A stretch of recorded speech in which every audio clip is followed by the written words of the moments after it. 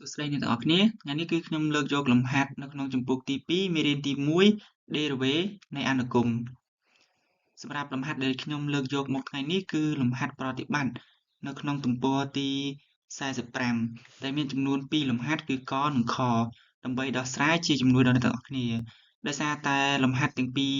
នេះដែលគឺជាលំហាត់នៅក្នុងប្រតិបត្តិអញ្ចឹងពុំមានអត្រាកំណែទេអញ្ចឹងការដោះស្រាយនេះគឺជាជំនួយដល់អ្នកទាំងអស់គ្នាផងដែរតោះឥឡូវយើងទៅមើលការដោះស្រាយរបស់ខ្ញុំទាំងអស់គ្នាបាទអញ្ចឹងនេះគឺជាលំហាត់អក្សរកបាទលំហាត់អក្សរកគឺ y ស្មើនឹងរឹសនៃ x ការ៉េដក1អញ្ចឹងយើងសង្កេតទៅលើនេះយើងសង្កេតទៅលើលំហាត់របស់យើងសិននេះតើ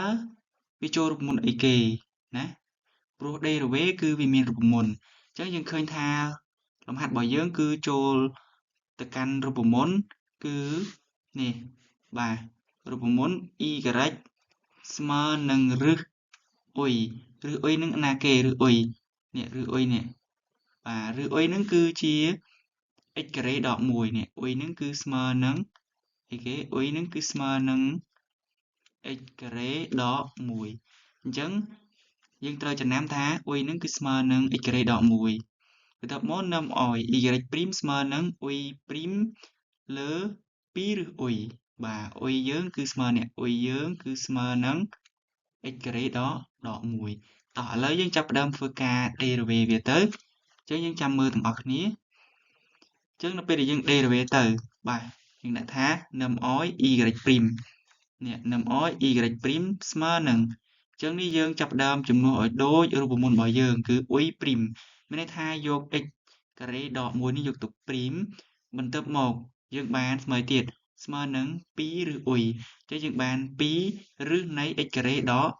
1ដែលសារអុយរបស់យើងគឺស្មើ x ការ៉េដក1បន្ទាប់មកទៀតយើងចាប់ផ្ដើមធ្វើការព្រីមនេះយើងព្រីមតួខាងលើនេះអញ្ចឹងយើងឃើញថា x ការ៉េដក1អញ្ចឹងយើងយកវាទៅព្រីម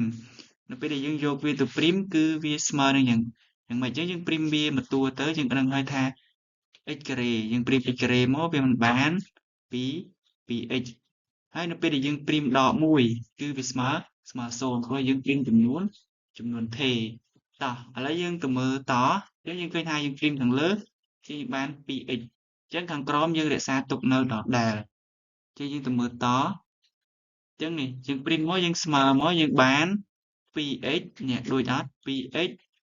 នៅលើ2រឹសនៃ x ការ៉េដក1អញ្ចឹងនេះគឺជាចម្លើយរបស់វាហើយប៉ុន្តែដោយសារតែខាងលើមាន2ខាងក្រោមមាន2អញ្ចឹងយើងសម្រួលនេះយើងសម្រួល2នឹងចេញអញ្ចឹងយើងបានស្មើនឹង x លើរឹសនៃ x ការ៉េដក1អញ្ចឹងនេះគឺជាចម្លើយរបស់ derivative របស់យើងអញ្ចឹងយើងអាចឆ្លើយដូចនេះមក y' ស្មើនឹង x លើ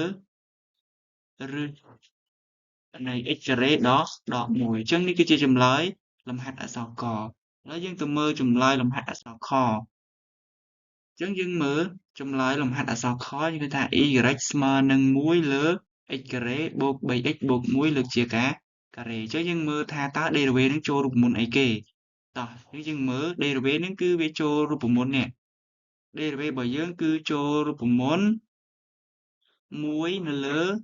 បាទ1នៅលើអុយស្វ័យគុណ n អញ្ចឹងអុយយើងអាណាគេនេះអុយយើងគឺ x ការ៉េអុយរបស់យើងគឺស្មើនឹង x ការ៉េបូក 3x បូក1អញ្ចឹងនេះគឺជាអុយរបស់យើងបន្ទាប់មកនាំឲ្យ y' មានថា derivative គឺស្មើនឹងដកបាទដក n ហើយអុយព្រីមហើយនៅលើអុយ n បូក1អញ្ចឹង n នឹងអាណាគេ n នឹងគឺជាអាណាគេ n នឹងគឺជាអ្នកស្វ័យគុណ2នេះ n នេះអាហ្នឹងគឺ n ន័យថា n របស់យើងគឺស្មើ2ចាស់អញ្ចឹងយើងចាប់ផ្ដើមធ្វើការជំនួស